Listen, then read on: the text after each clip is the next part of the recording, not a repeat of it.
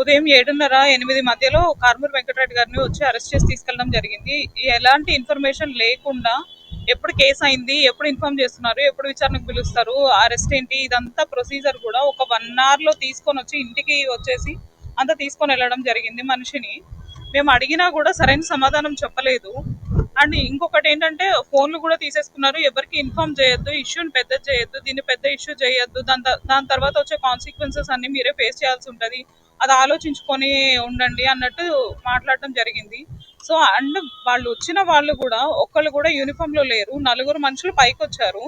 అలాగే 10 మంది వరకు కూడా కింద ఉన్నట్టు తెలిసింది సెక్యూరిటీ దగ్గర.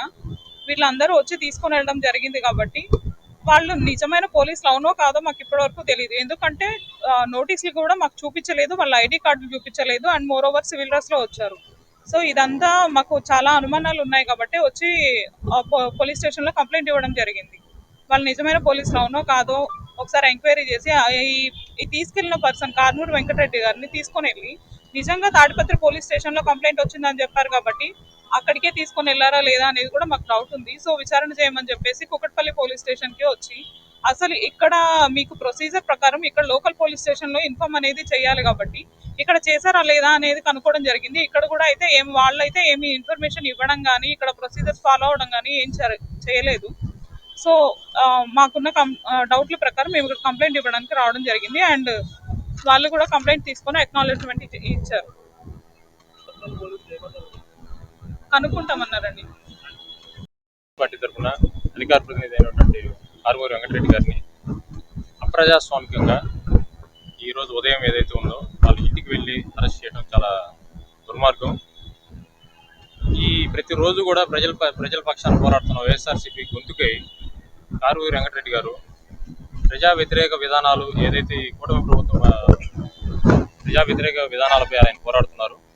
ఆయన అరెస్టుతో మీరు ప్రతి ఒక్కరిని కూడా సోషల్ మీడియాలో కానీ ఇంకా ఇతర సామాజిక మాధ్యమాల మీద ఈ ప్రభుత్వాన్ని ప్రశ్నిస్తున్న ప్రతి గొంతును ప్రజల కోసం ప్రజల తరఫున పోరాడే వైఎస్ఆర్ కాంగ్రెస్ పార్టీలో ఉన్న ఎంతో మంది నాయకులు మరియు కార్యకర్తలు నిరంతరం ప్రశ్నిస్తూనే ఉంటారు.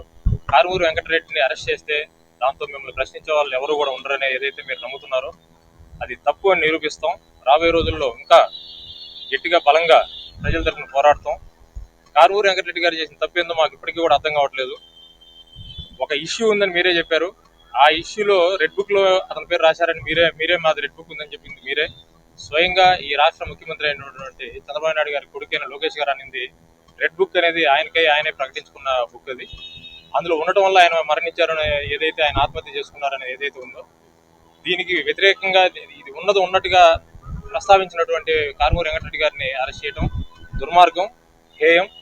ప్రభుత్వం ఉంది ప్రజల సంక్షేమం కోసం, అంతేగాని ప్రజల తరపున పోరాడుతున్న వ్యక్తులను అరెస్ట్ చేయడానికి కాదు. దీనికి మేమందరం కూడా కారుమూరి వెంకటరెడ్డికి మద్దతు తెలుపుతూ అందరం ఈ రోజు ఇక్కడికి కూర్చున్నాం. రాబోయే రోజుల్లో మీరు ఒకరిలో 2, 30 మందినో 40 మందిని అరెస్ట్ చేస్తే ఆగేది కాదు. ఇది వైఎస్ఆర్ కాంగ్రెస్ పార్టీకి 40% ప్రజల మద్దతు ఉంది. వాళ్ళందరి తరఫున మేమందరము వాళ్ళ గొంతుకై పోరాడుతూ ఉంటాం. ఈ విధంగా అట్లే మా వదినకి అందరం కూడా అండగా నిలబడతామని చెప్పేసి తెలియజేస్తాం.